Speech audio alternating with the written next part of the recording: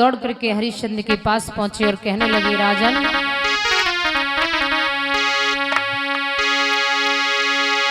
कि महाराज आपकी बगिया में और एक ऐसा सूकर आया है और मेहनत से बाग लगाया था और बाने सारा उजाड़ा है।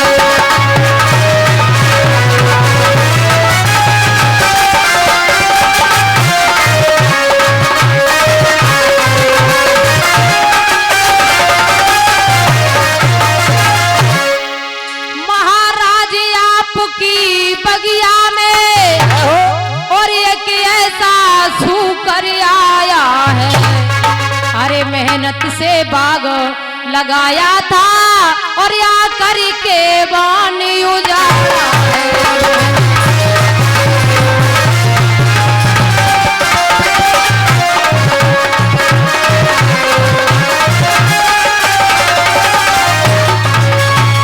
आज माली और मालन हाथ जोड़ के बोले हैं, महाराज आज एक विशाल सूकर बगीचा के बीच में आया और मैंने उस सूकर को बहुत समझाया, जब नहीं माना उसके पास हटाने के लिए गया तो उसने मेरे ऊपर हमला कर दिया।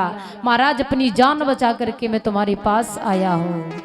हरिश्चंद्र ने जैसे इतना शब्द सुना, हरिश्चंद्र कहने लगे, माली तुमने बहुत अच्छा किया जो तुम वहां से भाग आए। ऐसा करो तुम जाओ अपने घर पर रात्रि विश्राम करो और सुबह होगा हम तुम्हारे साथ चलेंगे। और जवाब दिया है महाराज ने, क्या दिया? तुम समझ रहे हो मेरी बात को, क्योंकि ये रात्रि का समय है और रात्रि में कभी किसी पर हमला नहीं किया जाता है। क्या बोले कि भयो संध्या को समय कि दुख मत दियो काऊ को,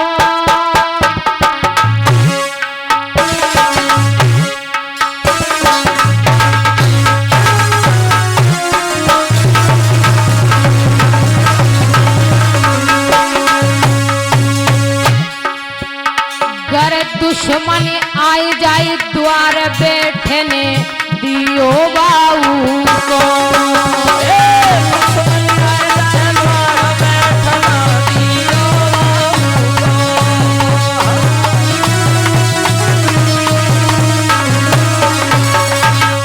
और क्या बोले,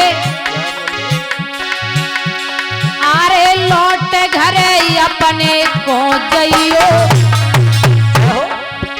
अरे जैसे होवे सुबह तुम बगिया को घेरो भइयो।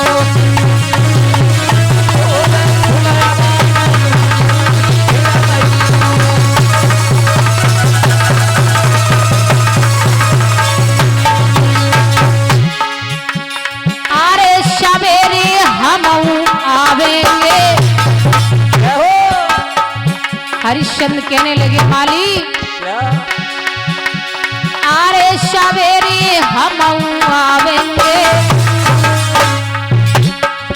और चौथर पा घरवाए बाग सूकर को मारेंगे।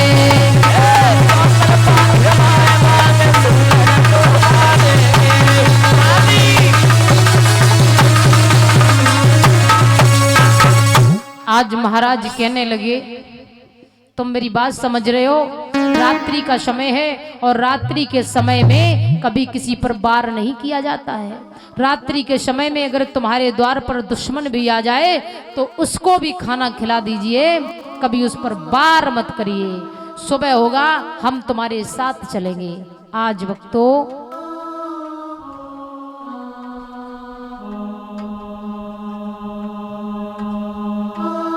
आज मेरे भैया उसी समय रात्रि विश्राम किया है, सुबह हुआ उसी समय राजा हरिश्चंद्र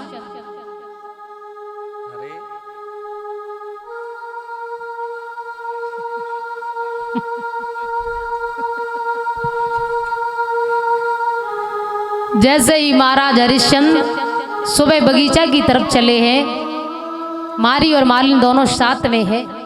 महाराज हरिश्चंद्र ने अपनी बगीचा को देखा, उस बगिया को देखा तो आंखों से अश्रु की धारा चलने लगी, क्योंकि बड़ी मुसीबत से उस बगिया को पाल करके बड़ा किया था। महाराज जब एक वृक्ष लगाते हम और आप अपने घर पर, तो उस वृक्ष की, उस पेड़ की सेवा मुझे एक बच्चे की तरीके करने पड़ती है, उसकी देखरेख करने पड़ती है, उसमें टाइम से पानी डालना पड़ता है, तब वो कहीं ऊपर बढ़ कर के जाता है।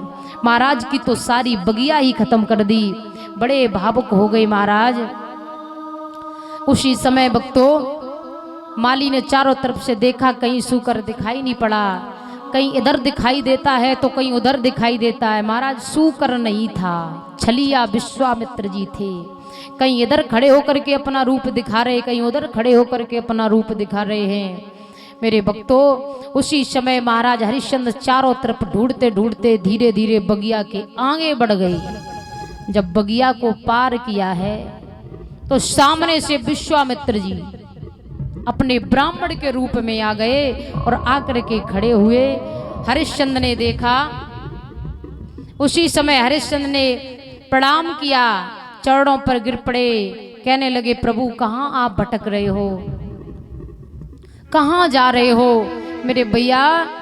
जैसे ही विश्वामित्र जी ने इतना बात सुनी, उसी समय विश्वामित्र जी कहने लगे हरिश्चंद्र कहीं नहीं, बस ऐसे ही इधर चला आया हूँ। जब मैं इधर से होकर के गुजर रहा था, निकल रहा था, तो महाराज कुछ लोग चर्चाएं कर रहे थे कि महाराज हरिश्चंद्र बड़े दानवादी राजा हैं, बड़े सत्यवादी धर्मवादी राजा हैं, इनके यहाँ पर कोई जाता है कभी खाली हाथ नहीं आता। हरिश्चंद्र कहने लगे नहीं महाराज ये तो सब बातें हैं, अरे कोई दरवाजे पर आ जाता है तो जो सेवा बनती है उसकी सेवा कर देते हैं, और कुछ नहीं है। महाराज आप आए हो, बताओ हम आपकी क्या सेवा करूं। विश्वामित्र जी कहने लगे कुछ नहीं, सब ठीक है। हरिश्चंद्र बोले यहाँ पर तो कुछ नहीं है मेरे पास।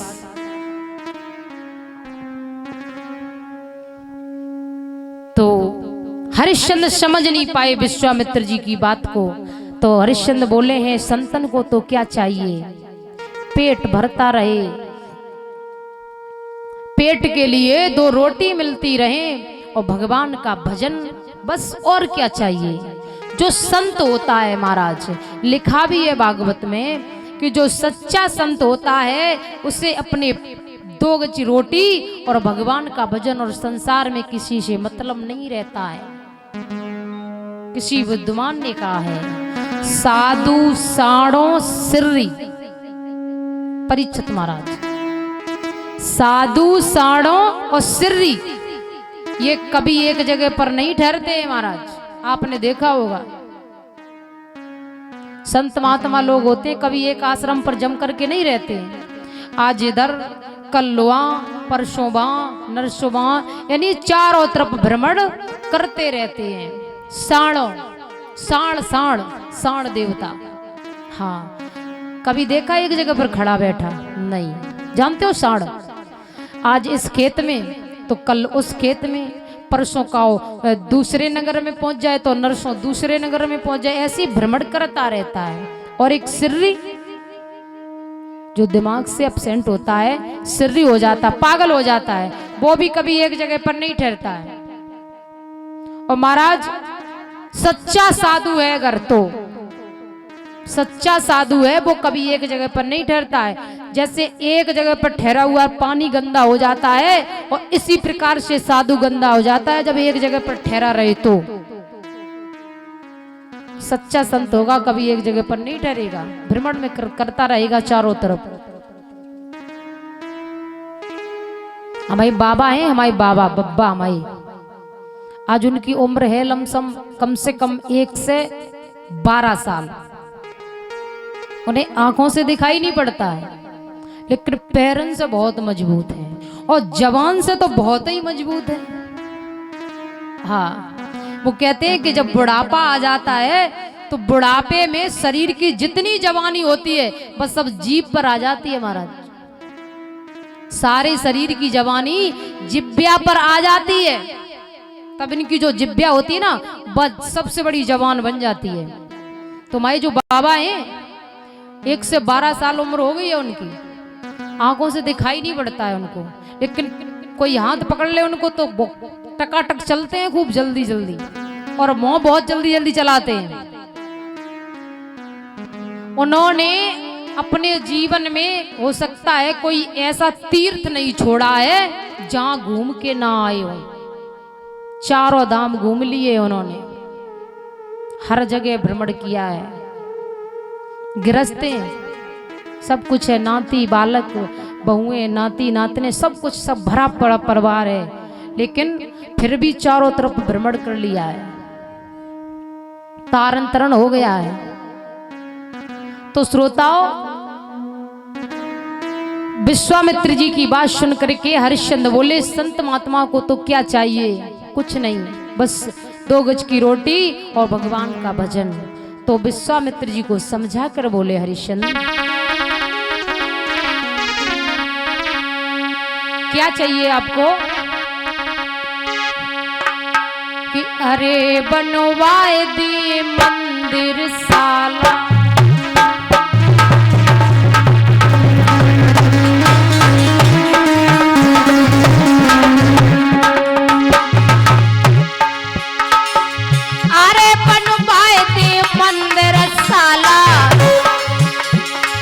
और नित्य जपो हरि की माला,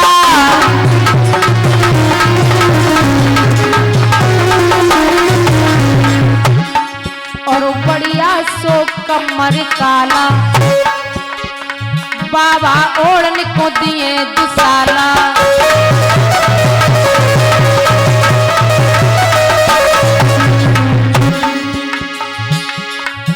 अरे जोई मांगो सोई दे दिए भोले बाबा जी, तेरी इच्छा पूरी कर दिए भोले बाबा जी।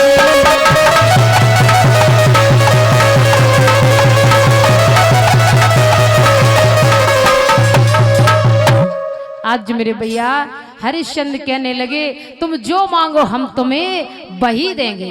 नहीं समझते थे कि ये क्या मांग लेंगे। अरे संत महात्मा आदमी ये क्या मांग सकते, साधु ज्यादा कुछ मांगेंगे तो बस ये मांगे कि भैया कहीं मंदिर बनवा दो जहां हम अपना आराम से रुक जाऊं और अपने भगवान का भजन करूं, इससे ज्यादा कुछ क्या मांग सकते।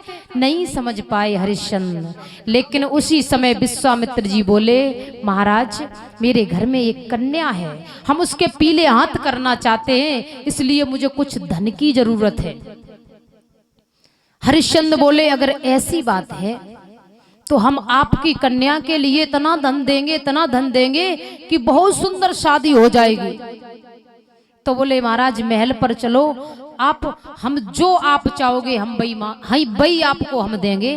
तो विश्वामित्र जी बोले देखो महाराज हम वो साधु नहीं है किसी के द्वार द्वार जाके भीख मांगे। समझ रहे हो बात को? विश्वामित्र जी कहते हैं कि हम वो साधु नहीं है जो द्वार द्वार भीख मांगे जाकर के, अरे जो कुछ भी है यहीं पर हमें दबा दो और हम यहीं से चले जाएंगे। हरिश्चंद्र बोले कुछ नहीं है, कुंजी और लगाम है। कुंजी माने सारे महल की चाबी, और लगाम घुड़साल में जितने भी घोड़ा हैं उन घोड़न की लगाम। तो भैया सारा राजपाट तो जेब में ही डाले हरिश्चंद्र, है सारा राज तो जेब में ही डाले। नहीं समझ पाए महाराज हरिश्चंद्र ने कुंजी और लगाम दे दी।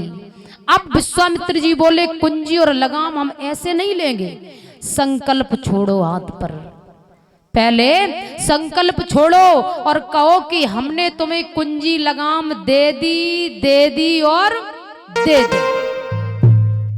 संकल्प छोड़ दिया और जैसे ही संकल्प छोड़ा अब विश्वामित्र जी बोले महाराज अब संकल्प की दक्षिणा और दो। क्या हुई? बोली संकल्प की दक्षिणा 60 भार सोना। हरिश्चंद्र बोले अब तो मेरे पास यहाँ कुछ नहीं है, चलो हमारे साथ मेरे महल पर चलो और हम तुम्हें कुंजी लगाम की संकल्प की दक्षिणा देंगे चल करके। विश्वामित्र जी को साथ लेकर के चले। जैसे ही साथ लेकर के महल पर पहुंचे उसी समय महाराज हरिश्चंद्र ने नहीं समझ पाया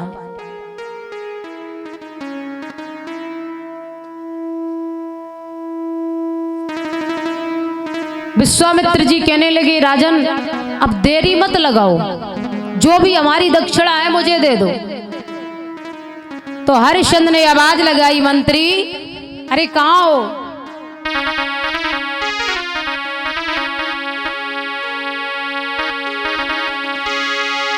कि मंत्री को पास बुला करके और आज्ञा दई सोना लाने की।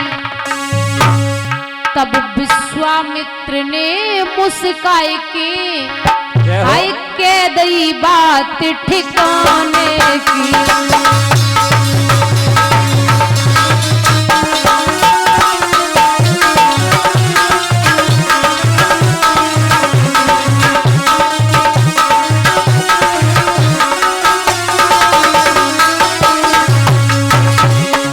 विश्वामित्र जी बोले हे महाराज हरिश्चंद्र दिमाग तो ठीक है। हे राजन होश ठिकाने कर सेवा किस पे करवाता है। जे तेरा सेवक रा नहीं, जे तेरा सेवक रा नहीं अब किस पे हुक्म चलाता है।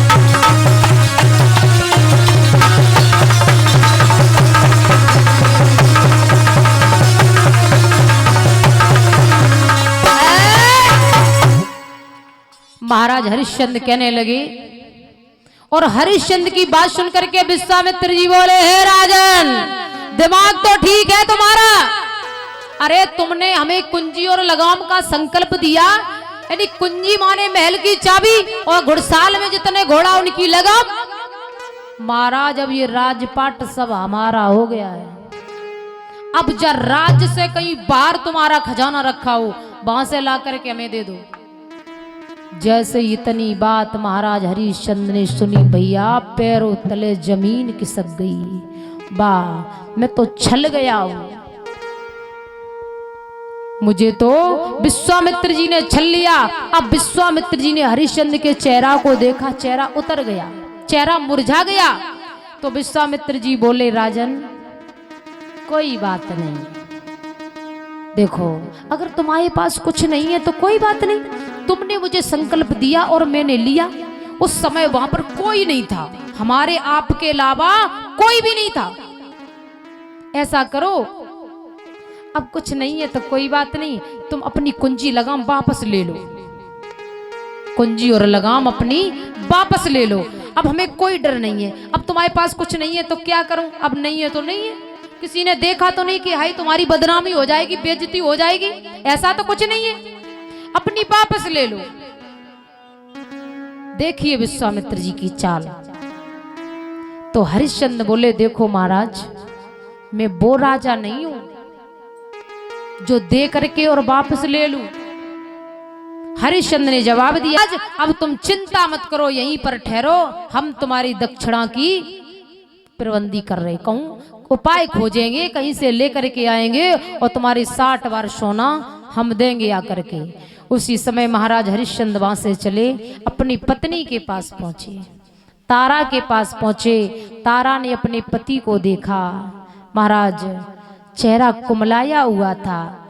पूछने लगी नाथ एक बात बताओ, क्या बात है? जब भी तुम राजधानी अपने राज सिंहासन से लौट के आते थे तो आपका चेहरा हमेशा खिला रहता था। आज महाराज क्या बात हो गई है जो तुम बड़े सुस्त नजर आ रहे हो, बड़े परेशान हो, क्या हुआ? हरिश्चंद्र कहने लगे कोई बात नहीं तारा, कोई बात नहीं। उसी समय तारा कहने लगी नाथ बात तो जरूर कुछ है, आप मुझे बता नहीं रहे हो। महाराज अगर पति पर कोई कष्ट है तो पत्नी साथ देती है, और पत्नी पर कोई कष्ट है तो पति साथ देता है। हमारा आपका जोड़ा किस लिए है महाराज? इसीलिए तो है, मैं तुम्हारी पत्नी हूँ, तुम मेरे पति हो। आपको अगर कोई परेशानी है तो मुझे बताओ, और मुझे कोई परेशानी है तो हम आपको बताएंगे। पूछने लगी तारा कि किस कारण से प्रियतम प्यारे, कि किस कारण से राजा मेरे गई तने की बदल रूहानी है।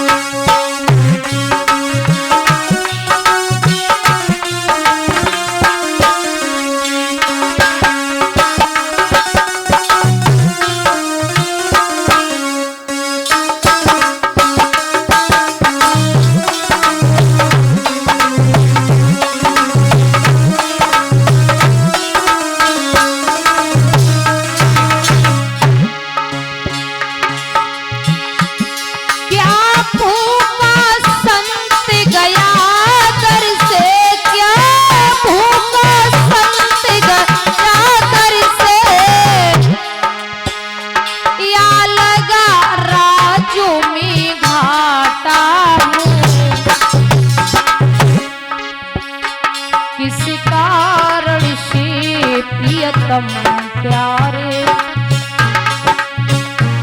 किस कारण से राजा मेरे चेहरे को ढरकी गयो पानी है।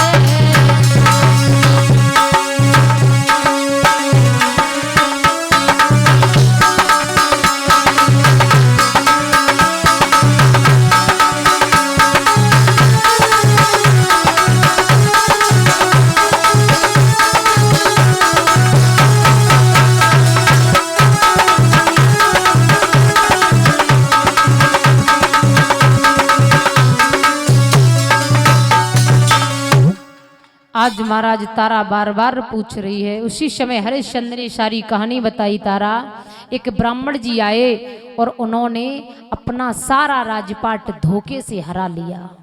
जैसे इतनी बात तारा ने सुनी, बोली नाथ तो अब क्या होगा। तारा बोली है नाथ, इस तन पर है अधिकार तुम्हें, चाहे सो दशा कराए दीजिए। महाराज चाहे मेरे से शरीर के टुकड़े टुकड़े करवा दो, चाहे मुझे बेच दो, जो आपकी इच्छा हो वो करो, मैं सब करने के लिए तैयार हूं, लेकिन ब्राह्मण के ऋण से उऋण हो जाओ। मेरे श्रोताओं, उसी समय हरिश्चंद्र कहने लगे तारा मैं बिक जाऊंगा, तुम बिक जाना, पुत्र रोहतास को बेच देंगे और तीनों प्राणी बेच करके ब्राह्मण के ऋण से ऋण हो जाएंगे। उसी समय आज तीनों प्राणियों ने राजसी वस्त्रों को उतार कर वहीं पर रख दिया। महाराज राजा ने एक धोती को धारण किया, बेटा ने एक लंगोटी को धारण किया और मैया ने एक साड़ी को धारण किया। तीनों प्राणी आज बिकने के लिए महल से निकल के चल देते हैं। कहने लगे विश्वामित्र जी आप मुझे लेकर के चलो और हम तीनों को काशी में जाकर के बेच देना और वहां से अपना 60 बार सोना लेकर के चले आना। विश्वामित्र जी आज चल देते हैं। महाराज हरिश्चंद्र आगे आगे चले, पीछे से रोहतास, उनके पीछे तारा। अपनी जब राजधानी से निकल के बाहर खड़े हुए तो हाथ जोड़ करके अपनी राजधानी को तीनों ने प्रणाम किया। हे राजधानी, हे जन्मभूमि माँ, मैंने आज तक तुझ पर निवास किया, लेकिन अब मैं आज तुझे छोड़ करके जा रहा हूँ। मैया मेरी प्रजा की देखरेख करना, मेरी प्रजा को दुख मत देना। उसी समय तीनों प्राणियों की आंखों से आंसू छलक पड़े कि जिसका जहां जन्म हुआ हो और जन्म से सारी उम्र गुजर जाए, फिर अकस्मात उस जन्मभूमि को छोड़ना पड़े जीवन तक के लिए, बहुत बुरा लगता है। मेरे श्रोताओं, तीनों की आंखों से आंसू चलने लगे। प्रणाम करने के बाद आगे बढ़े हैं। अब विश्वामित्र जी सबसे आगे चल रहे हैं, तीनों पीछे पीछे जा रहे हैं। धीरे धीरे रास्ता में पहुंचे, धीरे धीरे रास्ता में पहुंच जाते हैं। उसी समय थोड़ी देर के बाद रोहतास कहने लगे, मैया मुझे बहुत तेज प्यास लगी है, अगर कहीं पानी मिल जाए तो मुझे दे दो माँ, बहुत तेज प्यास लगी है। जैसी इतनी बात सुनी विश्वामित्र जी ने, तो विश्वामित्र जी बोले, ये कमंडल लो और मेरे कमंडल से जल लेकर के इस बालक को पिला दो। हरिश्चंद्र कहने लगे, नहीं, जब तक आपके ऋण से उऋण नहीं हो जाऊंगा तब तक मैं अन्न जल कुछ भी नहीं कर सकता हूं। आगे बढ़ जाते हैं, आगे थोड़ी और चल करके रोहतास कहने लगा, मैया बहुत तेज प्यास लगी है, मेरा गला सूख रहा है मेरे भक्तों। उसी समय तारा कहने लगी, बेटा थोड़ी देर की बात है, अभी हम काशी में पहुंच जाएंगे और वहां जाकर के तुम्हें हम पानी भी पिलाएंगे और भोजन भी करवाएंगे। हरिश्चंद्र ने जैसे ही सुना उसी समय हरिश्चंद्र बोले हैं, तारा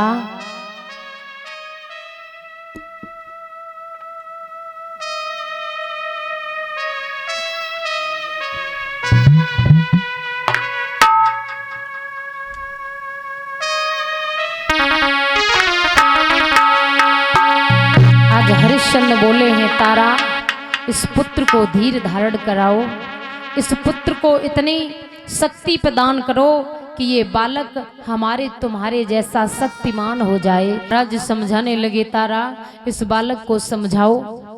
हरिश्चंद्र की बात सुन करके विश्वामित्र जी कहने लगे, अरे राजन तुम्हें शर्म नहीं आ रही है? अरे नादान बालक है और बालक बार बार पानी मांग रहा है, तुम्हारी समझ में नहीं आ रहा, इस बालक को पानी पिला दो। पता तुम तीन में से एक भी अगर मर गया, तुम तीनों में से एक भी अगर मर गया तो हमारा क्या होगा? हमारा जो 60 बार सोना है वो कहां से पूरा होगा? इसलिए काशी तक तुम तीनों जीवित रहो, अच्छी तरीके रहो, और काशी में जब हम तुम्हें बेच दें उसके बाद चाहे तुम मर जाना और चाहे जीवित रहना, इससे मुझे कोई फर्क नहीं पड़ता। मेरे श्रोताओं, ऐसी बात सुन करके हरिश्चंद्र बड़े दुखी हुए, कुछ नहीं कर सकते हैं। धीरे धीरे और आगे बढ़े, आज जा करके काशी में पहुंच जाते हैं। काशी के बाहर आज तीनों प्राणियों को खड़ा कर दिया। विश्वामित्र जी ने कहा कि तुम तीनों यहीं पर विश्राम करो और मैं जा रहा हूं, जाकर के काशी में आवाज लगाऊंगा, जो भी तुम्हें खरीदार होगा वो मेरे साथ आएगा। अब विश्वामित्र जी काशी में पहुंचे और आवाज लगाने लगे, अरे काशी के वासियों, अरे काशी के वासियों, हमारे पास 3 प्राणी बिकने के लिए हैं। एक पुरुष है, एक स्त्री है और एक बालक है। किसी को जरूरत हो वो मेरे साथ चले। आवाज लगाते हुए आगे जा रहे थे तो महाराज वही कालू, परीक्षित महाराज, वही कालू जिसकी मैया को वचन देने के बाद त्रिशंकु ने पानी नहीं भरा, तो वही कालू आया और कहने लगा, महाराज कहां, हमें एक पुरुष की जरूरत है। आगे बढ़े तब तक एक ब्राह्मणी आई और ब्राह्मणी बोली, महाराज हमें एक स्त्री की जरूरत है। दोनों को साथ लेकर के उन तीनों के पास पहुंचे। कहां? राजा रानी और रोहतास के पास। तो कालू नाम के मैत्र ने महाराज हरिश्चंद्र का मोल किया। विश्वामित्र जी कहने लगे, 20 बार सोना। बोले कम ज्यादा? बोले कुछ नहीं, छोटा लो चाहे बड़ा, रेट एक ही लगेंगे। श्रोताओं, ब्राह्मणी ने मैया तारा का मोल किया। विश्वामित्र जी बोले 20 बार सोना। अब ब्राह्मणी ने तो तारा को खरीद लिया, कालू नाम के मैत्र ने हरिश्चंद्र को खरीद लिया। अब बचा रोहतास, बालक बचा। मैया रोने लगी। ब्राह्मणी के सामने तारा रो के बोली है, हे ब्राह्मणी, मेरा बालक छोटा है और मेरा लाला मेरे बिगर नहीं रह सकता है, इसलिए मैया चाहे कुछ भी करो, कुछ भी करो, मेरे बालक को भी खरीद लो। बालक रोने लगा, माँ माँ मैं तेरे बिगर नहीं रह सकता हूँ। मैया तू जहां जाए वहां मुझे अपने साथ लेकर चल, अगर तूने मुझे छोड़ दिया तो मैया ये तेरा बालक मर जाएगा। तारा कहने लगी, ब्राह्मणी तुम एक स्त्री हो और तुम एक स्त्री का दर्द समझ सकती हो, तुम एक माँ और एक बालक की दुख भरी कहानी को समझ सकती हो। मेरे मैया मेरे पुत्र को खरीद लो, मेरा बालक तुम्हारे इस पुण्य दान से बहुत महान हो जाएगा, इसलिए मैया मेरे पुत्र को तुम खरीद लो, हम तुम्हारा जीवन भर एहसान मानूंगी। ब्राह्मणी कहने लगी, मुझे जरूरत तो कोई नहीं है, अगर तू ज्यादा कह रही है तो हम तेरे बालक को खरीद लेंगे।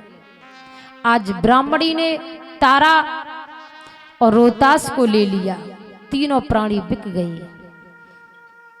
विश्वामित्र जी को 60 बार सोना दिया। विश्वामित्र जी अपना 60 बार सोना लेकर के वहां से चले गए। अब इधर ब्राह्मणी के साथ तारा और रोहतास जाता है और कालू के साथ हरिश्चंद्र जाते हैं। जब दोनों एक दूसरे से बिछुड़ के चले हैं, उसी समय हरिश्चंद्र कहने लगे, तारा मुसीबत कितनी भी क्यों ना पड़ जाए, लेकिन अपने सत्य और धर्म को मत छोड़ना। तारा उस सत्य और धर्म के कारण हम तुम तीनों बिक गए आकर के, लेकिन अपने सत्य को धर्म को डिगने मत देना। मेरे श्रोताओं, आज तीनों चले जाते हैं। तारा जाकर के ब्राह्मणी के घर पहुंची, इधर हरिश्चंद्र कालू के घर पहुंचे। कालू के घर जाकर के महाराज कालू की मैया ने हरिश्चंद्र को काम दे दिया, हाथ में झाड़ू दी और कहा, सुबह उठ करके सारी नगरी में झाड़ू लगाओ, नाली साफ करो।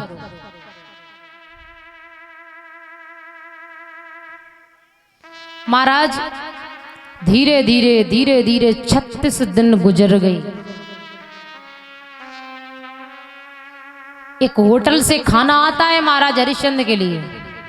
जब महाराज हरिश्चंद्र खाना खाने के लिए बैठते हैं, छलिया विश्वामित्र को चैन नहीं पड़ता है। भिखारी का रूप बना के पहुंच जाते, भैया मुझे 8 दिन हो गए मैंने खाना नहीं खाया। सत्यवादी राजा, वो धर्मवादी राजा अपनी थाली उठा करके दे देता, भैया तू खा ले। दूसरा दिन होता है, कोड़ी का रूप लेकर के पहुंच जाते हैं विश्वामित्र जी, भैया आज मुझे 4 दिन हो गए मैंने भोजन नहीं किया।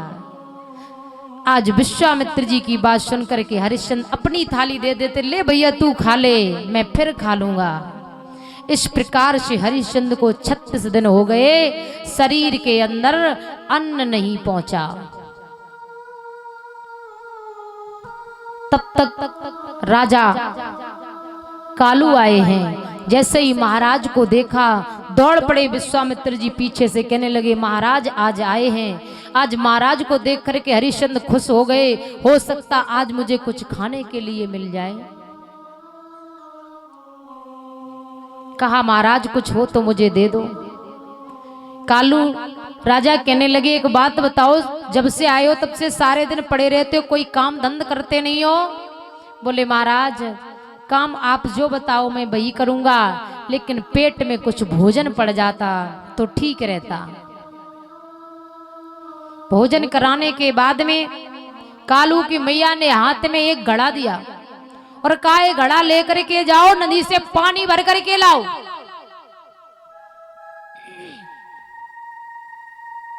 मेरे श्रोताओं, हरिश्चंद्र उस घड़ा को लेकर के नदी पर पहुंचे।